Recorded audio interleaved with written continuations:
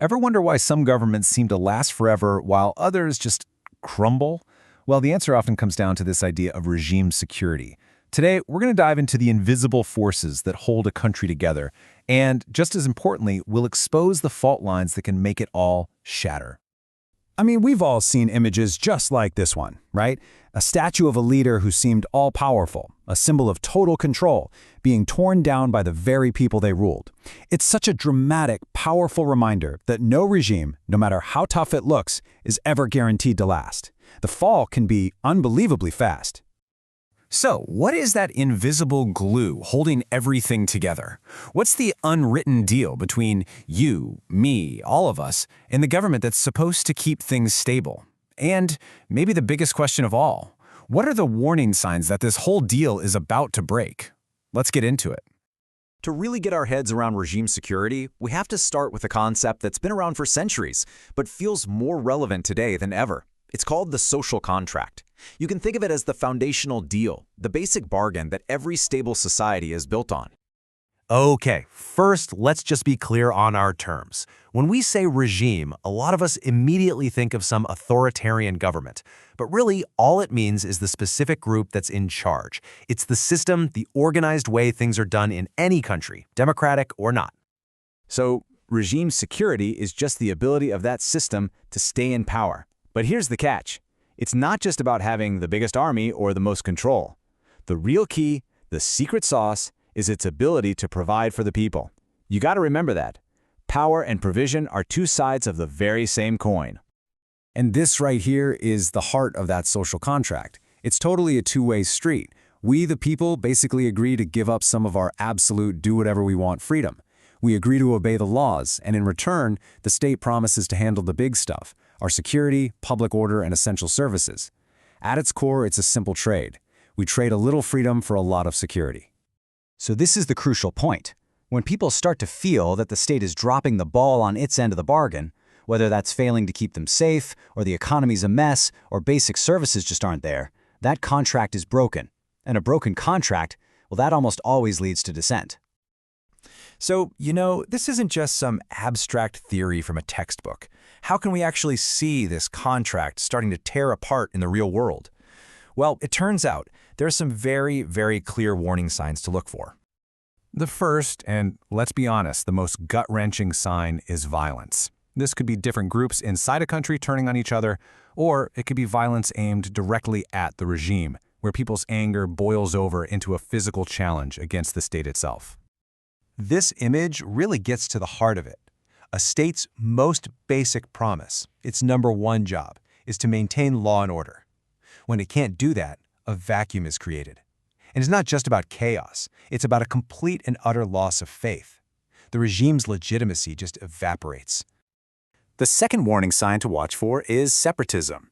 This is what happens when a group feels so left out, so marginalized, that they basically just check out of the whole system.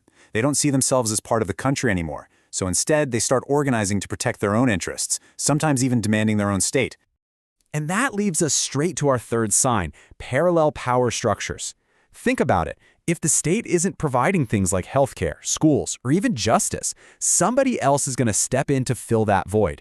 And when those groups start solving people's everyday problems, they steal the regime's legitimacy and become a direct challenge to its authority. A textbook example of this is the Muslim Brotherhood in places like Egypt and Tunisia. For decades, they built up these huge, powerful networks that provided social services where the state couldn't or wouldn't. By doing that, they built a massive base of loyalty and support that the government itself just couldn't compete with. They literally became a state within a state.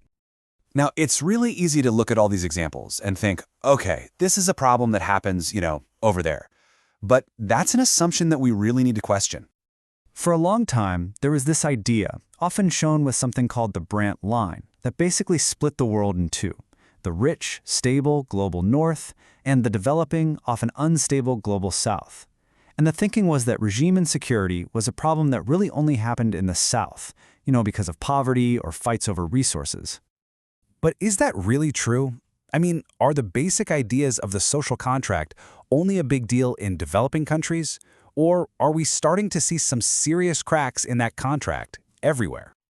Just take a look at these two pictures side by side. On the left, you've got state breakdown in the Middle East. On the right, massive anti-government protests in Canada. Now, the reasons are totally different, of course, but the core issue is exactly the same. A large part of the population is showing that they're deeply unhappy with the state. It goes to show that the symptoms of a strange social contract can pop up anywhere. And when you look closely at a lot of Western countries, you see signs of that strain all over the place. People feeling disenfranchised, like their vote doesn't matter. A sense that there's no real choice politically. This widespread belief that politicians are either unable or just unwilling to make things better. And, a growing lack of respect for authority figures in general. These are all cracks in that social contract. Okay, so if any regime, anywhere, can face this kind of dissent, what do they do about it? How do they try to hang on to power when people are challenging them? Well, that brings us to the regime's universal playbook. It pretty much boils down to two main strategies, famously known as the carrot and the stick. When a regime is in trouble, it can either try to crush the opposition with force, that's the stick, or it can try to buy loyalty with favors and handouts, and that's the carrot. Of course, most smart regimes use a little bit of both. Let's break that down real quick. The stick is all about coercion. It means pouring money and power into the military, the police, the intelligence services, the whole security apparatus to stamp out dissent.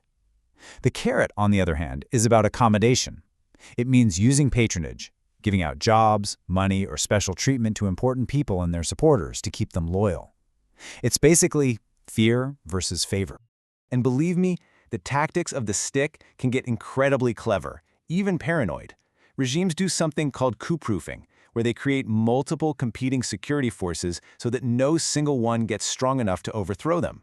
They're constantly rotating military commanders around so they can't build up a loyal power base. Some even use political officers, basically spies, inside army units to keep an eye on everyone's loyalty. It's a really complex game of internal control. All of this brings us right back home to a final, pretty personal question. This whole idea of a social contract isn't just some dusty old theory. It's the living, breathing foundation of the society you live in right now. So take a good look around. How much trust really exists between the people and the government? How well is the state holding up its end of the bargain? Seriously, just how strong is your social contract?